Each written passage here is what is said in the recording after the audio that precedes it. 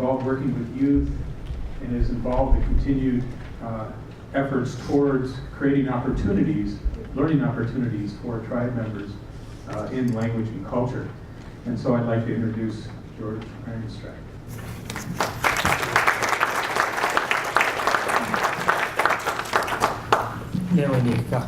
Hiya. Thank you for all coming out today. It's sort of a rule in presenting, I think, that it's oftentimes better to go first. That way you don't ever have to run the risk of following such vaunted people as Wes and Tim. I'm going to talk a little bit about Iwan Zapata, about the Sunrise Educational Camp. I'm not going to be too redundant and repeat an excellent presentation that Wes had, but rather talk about it in more of a developmental fashion about Myaamia Nippon Dingi, about Miami education. And my presentation is titled Byayanit Myaamia Nippon Nikan Gonje. I come from the Miami schoolhouse. Nia Uange ne Byayanit Wiungonje ne Bongaanit. There we say, I teach because I learn. And the message that I hope you heard that ran throughout a lot of Wes's presentation and through the student panel is the sense of responsibility that's developed inside of our young people. And as Wes very clearly said, this is not something that we indoctrinate them with. This is not something that we beat into their skulls in any way. But so I'm going to talk about it explicitly today, about that sense of responsibility, about everything that comes with that. And hopefully this is the beginning of a continual conversation. It's one that's been going on, but I think from my own personal perspective as a teacher, I would like to see this conversation become a lot more explicit. For many of the first generations of Myaamia, or people that attended boarding schools or even day schools, those experiences weren't good. They did change with time, but for those first generations, it was not a good experience. They went to a place that was designed and built to kill their culture systematically, and kill their language, kill their desire to identify with that group culturally, and yet save the individual by preparing them for success as individuals in a society that valued individuals in a different way than their home community.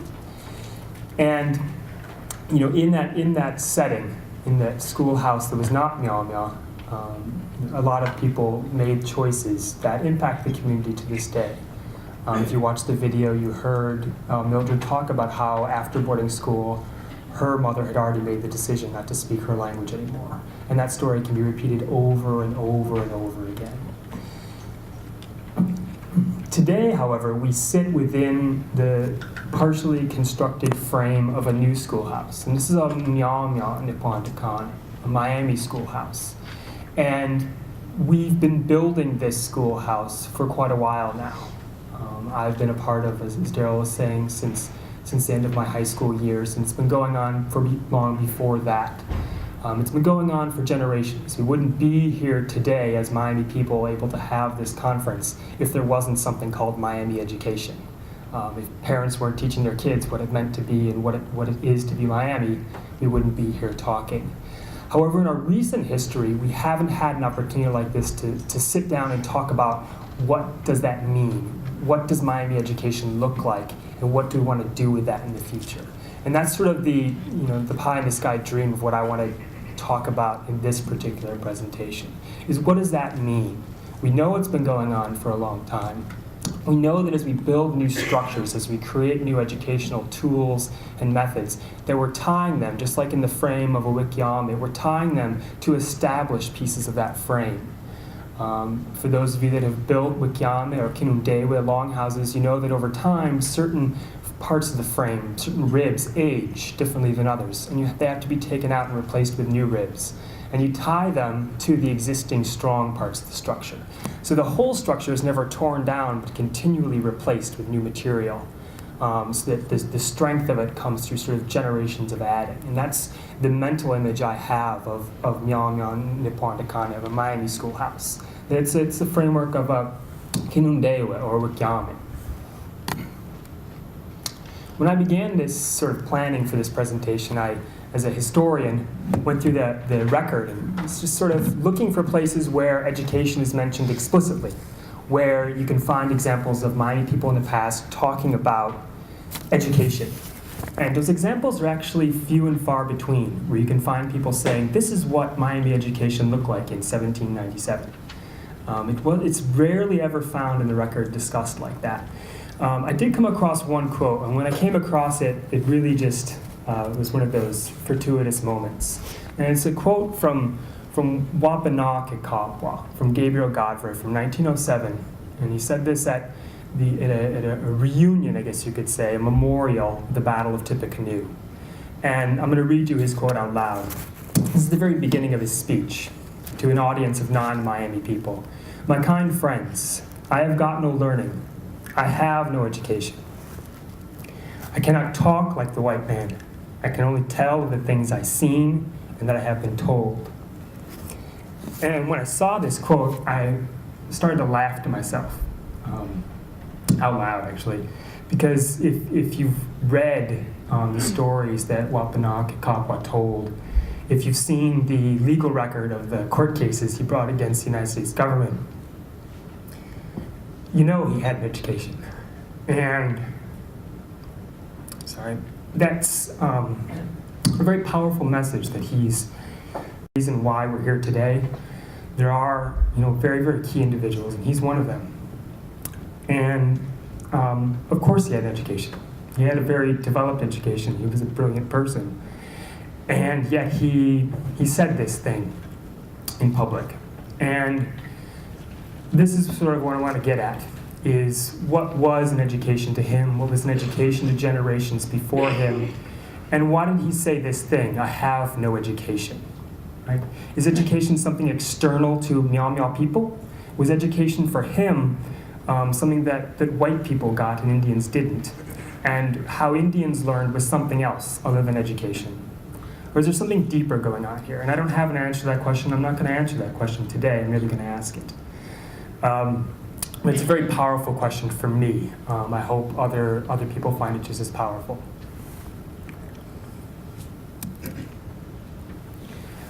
When I then started to move beyond that, to ask myself, well, what is learning among Miami people, and what is it over time, and sort of philosophically, what do we try and teach to kids at A1 Zapata, at other programs before that? I began with this relationship web that Daryl put together before I even was a graduate student here at Miami University. And at the center of the web is relatedness, is Ewen Dinge, to be related, to be allied. And those terms cannot be separated. And that is sort of the center of everything that we teach. You saw it in Wes's presentation, kids mentioning kinship and family and relatedness. And that's an intentional part of what we teach. Again, it's not explicit. We don't indoctrinate, but it's a part of everything that we do, is emphasizing the relatedness between Miami people and their land, and the reciprocal relationship that exists between Miamis and all the beings that share that land with them. And then connected to that are the terms pelakinge, to heal, to cure, to mend. The term ela menange, to be thankful, to show gratitude, to be giving, a huge part of reciprocity.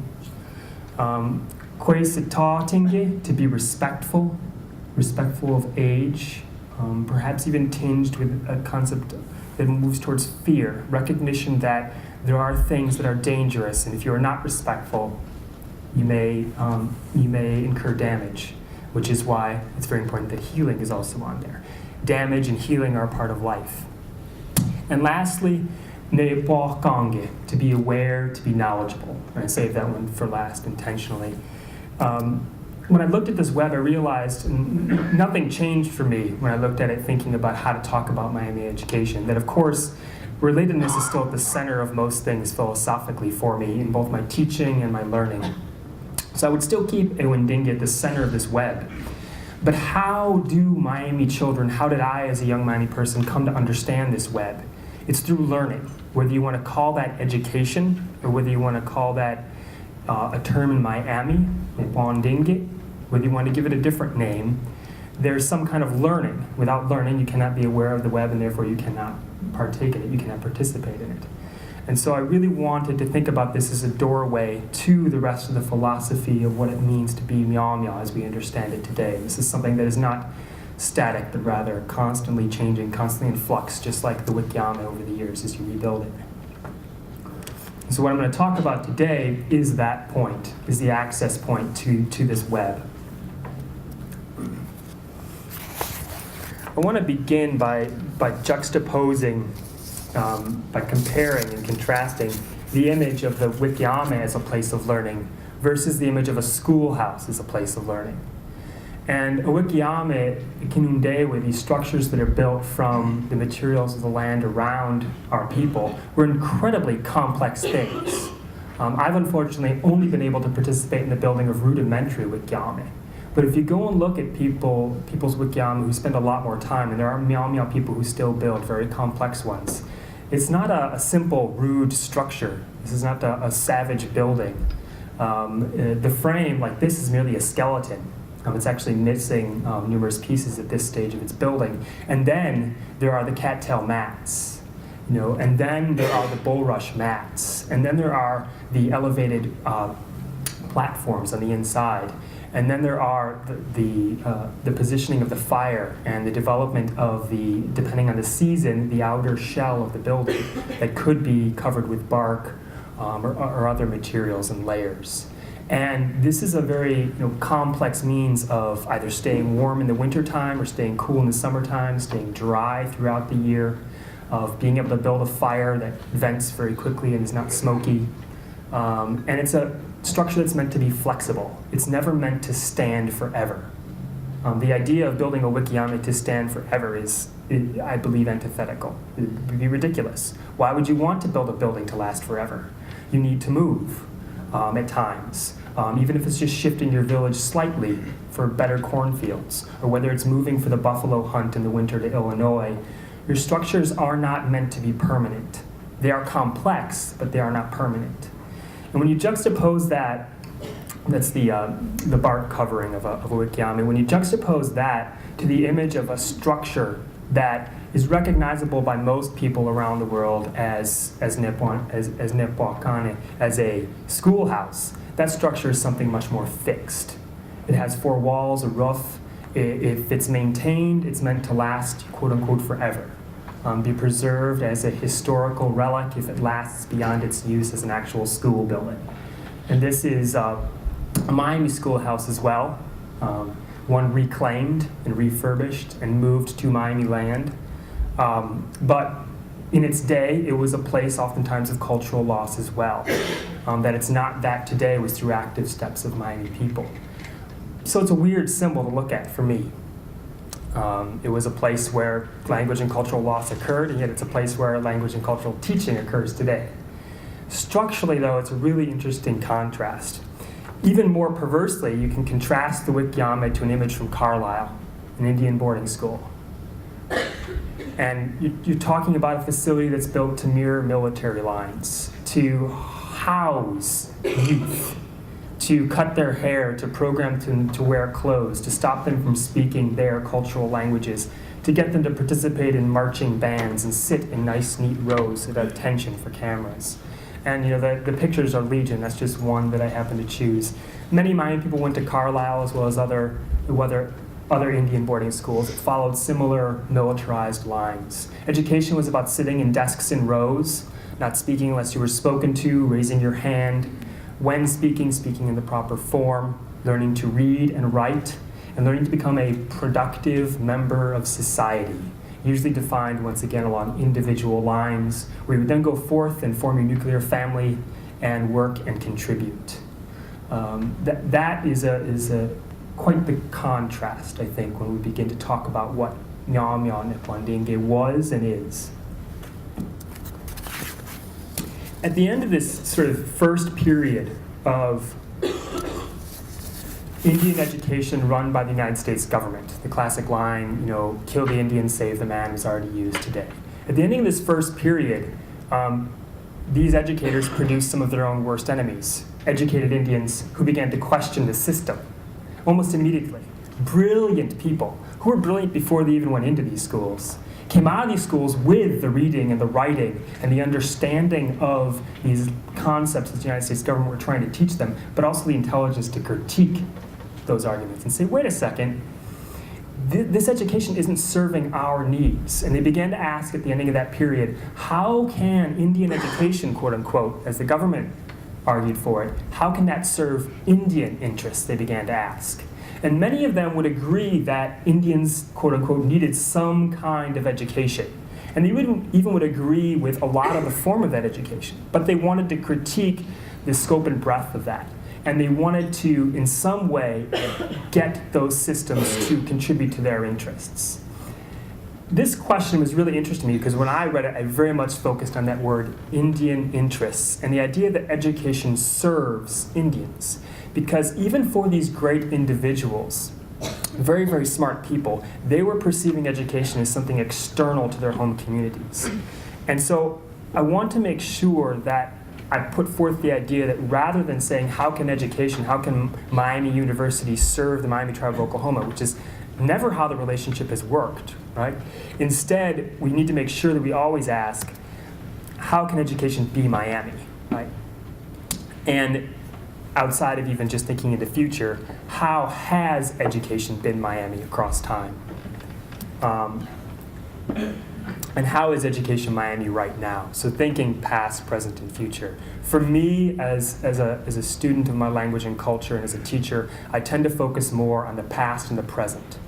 And the future, I think I'm going to leave sort of with just questions, because the future for me is unknown. We need to talk about it and ask the questions. But for at least the scope of my presentation today, I'm going to talk about how has education been Miami and how is education Miami today. To do that, I'm going to borrow from my relative from Wampanoag and Kapwa. And I'm going to talk about what I've seen and what I've been told.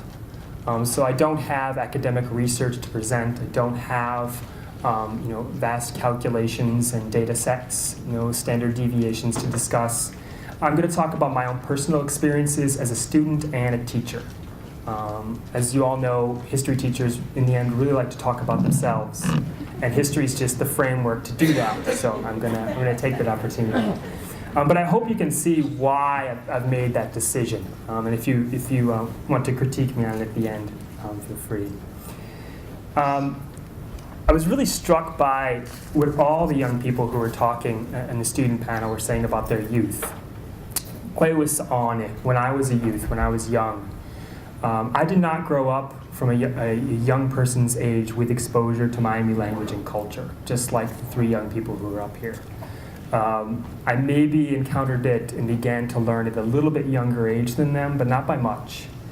And so their representations of their life were very much a clear parallel to mine. And I thought to myself, that's great, because it's going to fit in right with my presentation. It's perfect. They're saying exactly what I need them to say.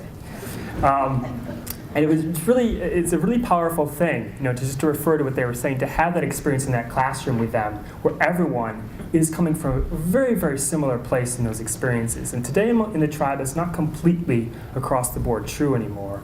But for many of the people coming to Miami University, it is. And it's very comforting to have that experience, to be able to grow together safely.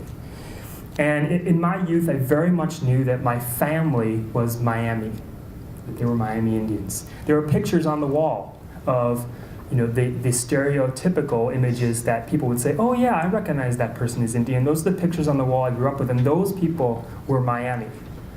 They were identifiably physically Miami.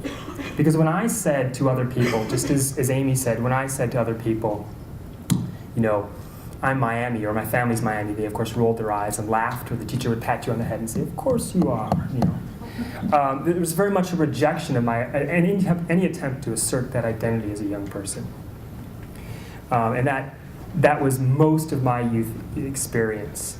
What began to change in my particular family is that in the 90s, as that cultural revitalization movement was beginning, my father became very engaged in cultural revitalization.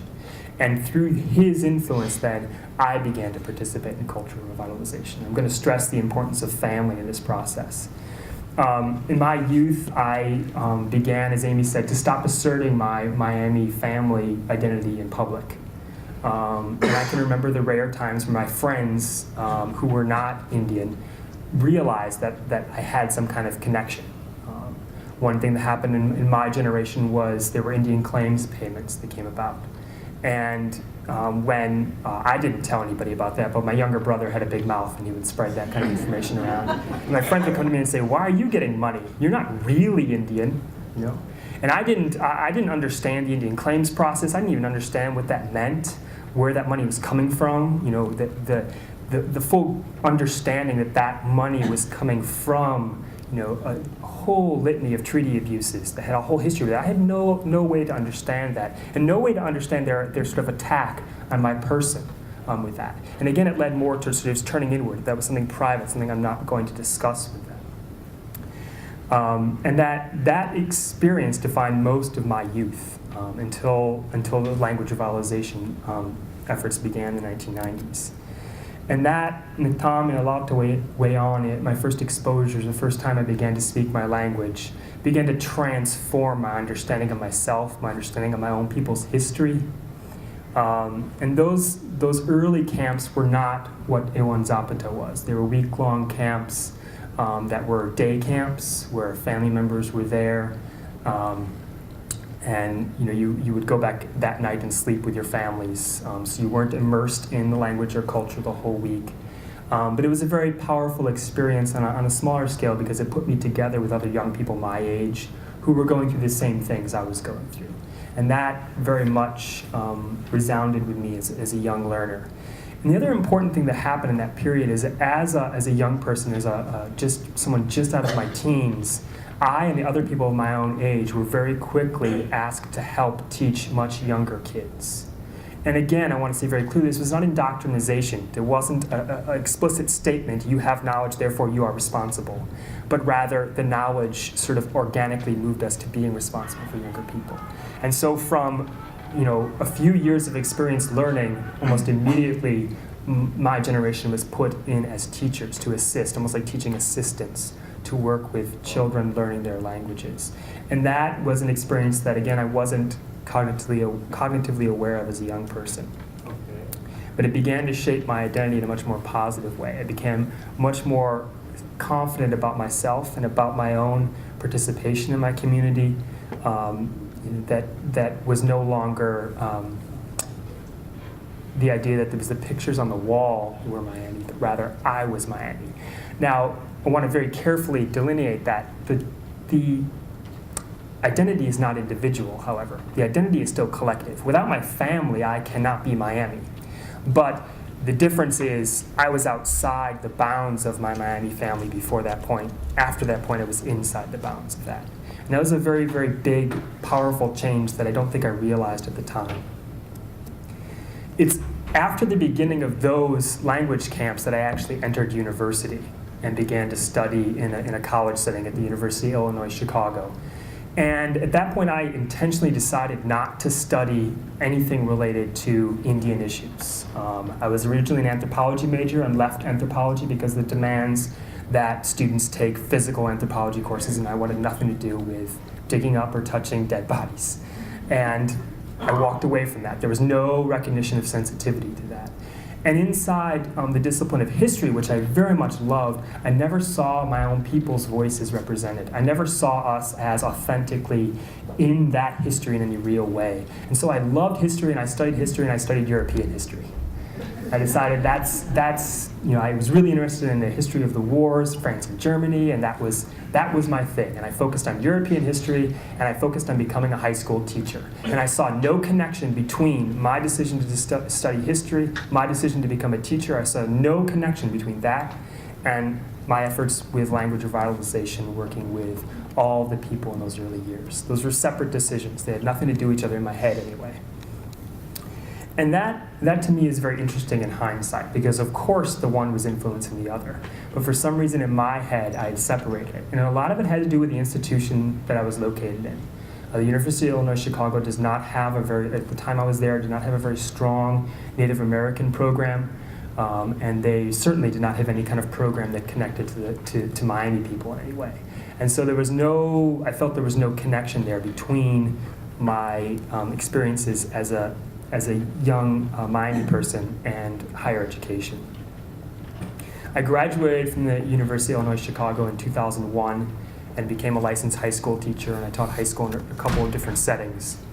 And that had a huge teaching in public schools, had a huge impact on my teaching with Miami kids, again, without really realizing it. Developing a teacher persona, understanding what education is in a more philosophical, from a more philosophical standpoint, begin to critique education, critiquing your own education, your own behavior as a teacher, critiquing other teachers, begins to change the way that you teach in every aspect of your life. But it was really upon entering graduate education here at Miami University that all that began to nice and neatly overlap. And again, here's the power of the relationship between the tribe and the university. Here, there was always allowed for and almost expected that there was no separation between the two. There could be overlap. And that was a very powerful and sort of seminal experience, I think, in my development as a teacher. Not that that development is ever over with, but it's at that point that I finally began to make the clear connections about how all of my learning positively impacts my teaching in Myaamia, in the Myaamia Nippon Nikon in the Miami schoolhouse. And it's that graduate education that really began to use the metaphor of the Wikiyama, to cover it, secure it, bind it down, to make it something that is not permanent. Of course, it's going to flex and change and grow and shrink, to break and need to be mended, but something that felt much more secure and stable for me as an individual. And in that graduate education, I think sort of numerous things occurred that I really want to emphasize in terms of this concept of responsibility and knowledge. And my participation in the early developments of the camp began to think very much about how we can educate young children to feel responsible for their community without necessarily indoctrinating them in that. That we need to think about the nature of our education and develop the curriculum, is a sort of technical word, that takes into account our philosophical underpinnings. So the curriculum is Miami from the very beginning. It's something that I really had time to think about. And I found here at Miami University that the discipline of history, of course, had space for Miami voices. And it had space for a while, I just never encountered that space before. And it was a very powerful experience for me to present at historical conferences and have people, a room full of people, actually be interested in what Miami people have to say about their own past. I never thought that possibility existed until I came to graduate school. And that kind of positive feedback was important for me as a student. It only increased sort of the value of the experience. But I began to sort of take that to the development of the Iwan Zapata program. To be able to work with young people, like the three young people who were up here presenting earlier, and watch them grow and change as teachers, and then watch the same young people come back year after year at Iwan Zapata and watch them have a very different experience than I had, as a young person growing up. It was a very, very sort of powerful resonance for me to experience. One funny story about the shift that really changed for me from undergraduate to graduate school in terms of my own growth was I taught here at a summer learning program that brings in Korean students to the university, and they spend quite a long period of the summer here learning English and taking culture classes on American culture. And I was brought in to speak about Miami Indian culture and a little bit about Native American culture, but that was sort of just a very small slice of what I was doing. And so I presented and was waiting for some questions about sort of Miami history or Miami culture, and one of the Korean students asked, it was the very first question this Korean student asked in very clear, precise English, how was it that you chose to be Miami? And the question really stopped me for a second, that this individual wanted to know how it was that I personally made the decision to be Miami. And I couldn't answer the question to her satisfaction. I said, well, it's not a choice I made in many ways. There are, of course, individual decisions I made, but the ability to be Miami is dependent upon my family and the choices of generations of Miami people to teach what it meant to be Miami through the years. And that I couldn't wake up one morning and say, I am Myaamia without my family being Myaamia. I might be able to wake up and say I'm Miami Indian. I can prove it, via genetics and with a card, but I can't say I'm Myaamia without my family. And she still then came back to me and said, but how did you decide to be Miami? And that question has stuck with me since it was asked to me, that of course I did make decisions. For instance, I'm much more involved in cultural revitalization than my brother, who's a year and a half younger than me. He participated, he speaks some of the language, but he's not nearly as involved as I am. Clearly there's a difference in our choices. We made some different decisions. But the ability to choose is framed by our family, not by individual decision. And I think there's still a lot of focus on the individual choices in terms of identity that don't recognize the collective. And that's something, Wes was addressing this in his presentation. The images that young people see today, young Miami people, emphasize that sort of individuality of being, that oftentimes the Indian attributes are the individual clothing decisions or individual physical appearance, and don't recognize the sort of collectiveness of that identity. And then the second event that far more powerful than that question, although the question has stuck with me. The second event that very much taught me that what we're doing is moving in a very, very good direction was the trip to Washington, D.C., to the Smithsonian, to the museum, the National Museum of the American Indian, and to the Cultural Resources Center in Suitland, Maryland. And to be able to go with a group of young people where you sort of have a series of age groups from older individuals in their 50s and 60s to younger individuals in their 20s to then even younger individuals who are children still, working together to look at Miami past, to ask questions about the Miami past, and then taking pictures and recording the information to bring back to the community, really had a very powerful effect on me. I hope it had as much a powerful effect on the students who participated, but that the very nature of the activity was to bring information and knowledge back to the community. It wasn't as clearly indoctrinated again, but that the mission itself was to bring knowledge and information back to the community. And then the whole group had to come back to Oklahoma the next summer and present what they learned to the community. And that very sort of that healthy aspect of learning and then sharing, for me, highlights the power of sort of this knowledge is responsibility message that is philosophically infused throughout all we're doing. When I think about the past of Miami learning, when I think about how Wampanoag learned how to be Miami, I know he never sat in a classroom. He never sat in a conference room at a university. He learned by sitting at the feet of people who knew more than him. He learned by listening. He learned by doing. And when I began to think about how did most Miami children learn pre-contact or in the early years after contact, it was usually in the context of family.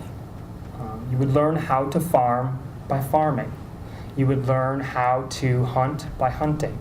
You would learn how to process, to skin by skinning, while being observed and critiqued by those who had been doing it for generations.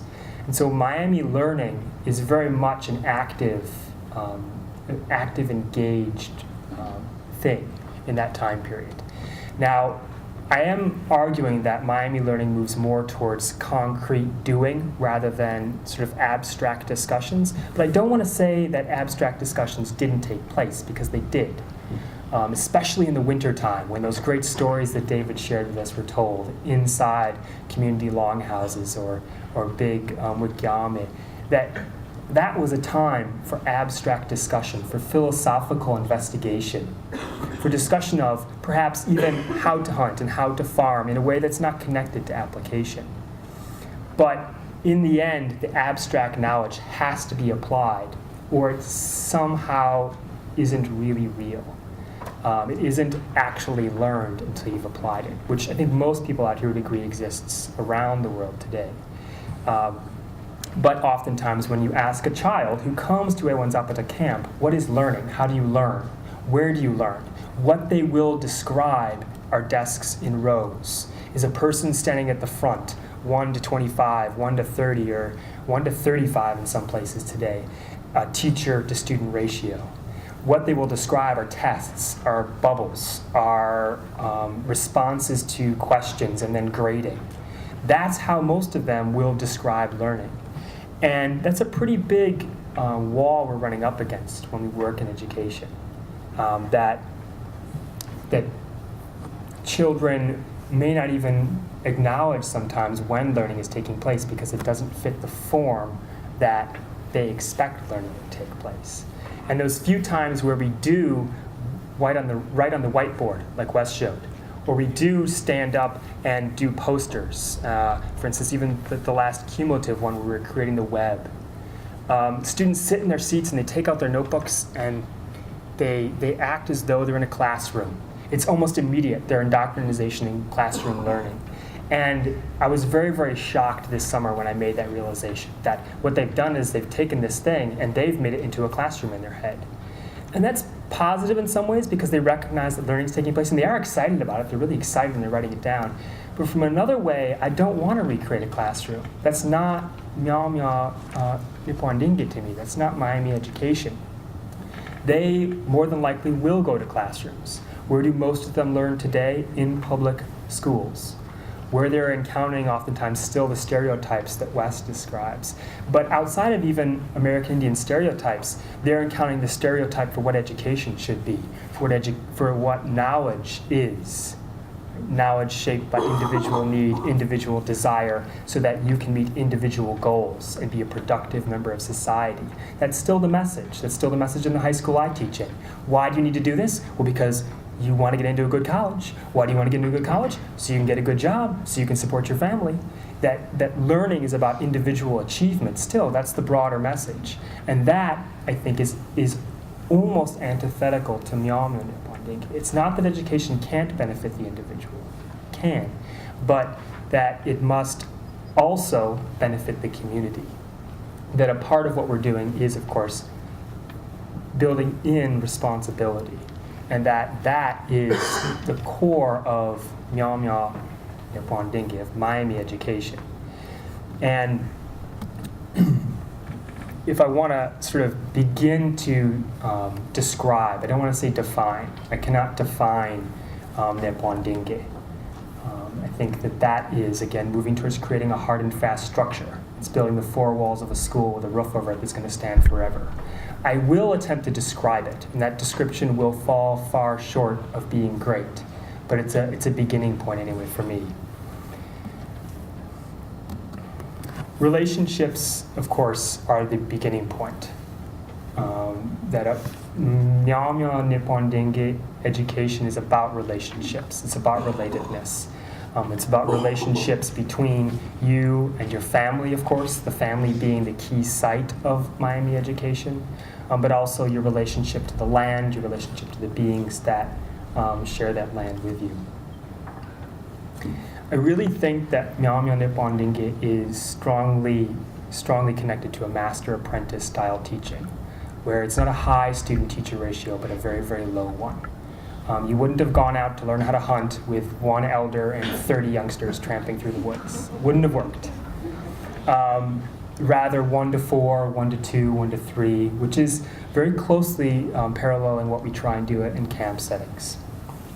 And that master would have engaged in very hard critique of his or her apprentice. We're not talking about constant positive, A+, pat on the back, rub on the head. Constant critique. That's not good enough is oftentimes what a young person will hear over and over again. And that's not necessarily a negative message, because that's what sort of builds improvement. If it was good enough right away, then the master must not have had to take very long to learn to be a master of whatever craft that was. Values are a part of Nippon Dinge. I think it's a very difficult thing to talk about in the public school system. Values-based education is a horrific fight that happens over and over again. But I cannot avoid this particular description here. We are, of course, engaging in the education of values.